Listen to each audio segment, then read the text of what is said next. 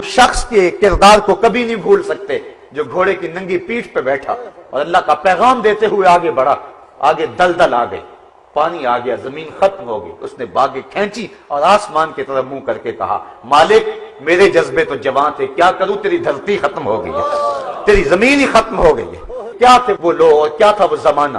اور آج ہماری حالت باعث قوم کی وہ پختہ خیالی نہ رہی, برق طبعی نہ رہی, شعلہ میں کالی نہ رہی, رہ گئی رسم آزاں روح بلالی نہ رہی, فلسفہ رہ گیا تلقین غزالی نہ رہی, مسجدیں مرثیہ خواہ ہیں کہ نمازی نہ رہے, یعنی صاحب اوصاف وہ حجازی نہ رہے.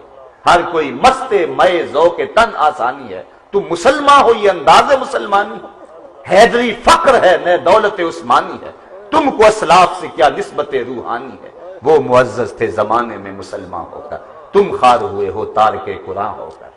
آج ہماری پستی اور زبوحالوں کی وجہ ہمیں خود معلوم ہے, لیکن ہم اپنے رویے کو منافقانہ بنایا ہوا ہے. ہم حالات کے جبر سے ٹکرانے کے لیے عملی طور پہ تیار نہیں ہیں. ہم زبان سے حالات کا واویلا تو کرتے ہیں لیکن اپنے انداز کو بدلنے کے لیے تیار نہیں ہیں. ہمارا مسجد میں دین اور طرح کا ہوتا ہے, گھر میں اور طرح کا ہوتا ہے. جس طرح مسجد میں گئے, وہاں سے ٹوپی لی, سر پہ رکھی, نماز پڑھی, پھر ٹوپی اتار کے چلے آئے. ہم جس طرح ٹوپی اتار کے رکھ آتے ہیں, مسجد میں نماز بھی رکھ آتے ہیں. ہم نماز بھی دکان پہ نہیں لے کے آتے, ہم نماز بھی اپنے معاشرے میں اپنے گھر میں لے کر کے نہیں آتے. اس وقت ہم اور طرح کے مسلمان ہوتے ہیں. ہماری زندگی کے تیور لچھن طریقے اس وقت اور طرح کے ہوتے ہیں. تو اس کے نتیجے میں اللہ تعالیٰ جل شانہ تو دلوں کے بھید جانتا ہے. وہ تو دیکھ رہا ہے اس کی زبان بول رہی ہے, دل کیا کہہ رہا ہے. چو بخلوت میرا ون کارے دیگر می کنن.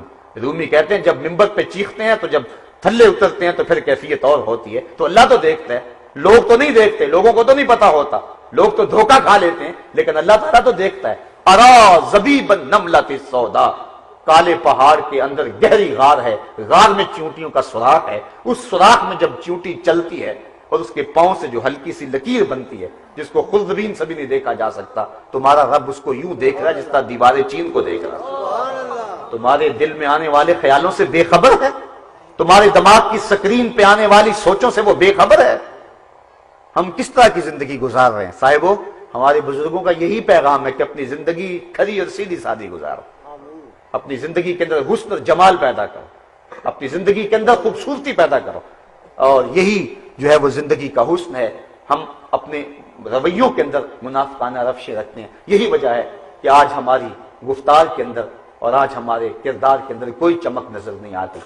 میرے حضور شاہ نقشبند بخاری علیہ رحمہ آپ فرماتے ہیں, جس شخص کی خاموشی فائدہ نہیں دیتی اس کی تقریر بھی فائدہ نہیں دے سکتی. بس اس جملے کو سمجھ لیں, اچھی طرح اندر اتار لیں. جس شخص کی ہزاروں فلسفے اس ایک جملے پہ قربان, جس شخص کی خاموشی فائدہ نہیں دیتی اس کی تقریر بھی فائدہ نہیں دیتی. اپنے آپ کو ایسا بنا لو کہ جو تمہارے پاس بیٹھے محروم نہ رہے. ہم قوم لا یشقی جلیسہم, حدیث ہے کہ جو اللہ والے ہوتے ہیں ان کے پاس بیٹھنے والا بھی بدبخت نہیں رہتا. اٹھ فریدا ستے آتے میلہ ویکھن جا, وقت کوئی بخشیا مل جاوے تے تو ہی بخشیا جا. جس شخص کی خاموشی فائدہ نہیں دیتی اس کی تقریر بھی فائدہ. اور اس کو مزید سادہ کر لوں, جس کے کردار میں چمک نہیں ہے اس کی گفتار میں کچھ نہیں ہے.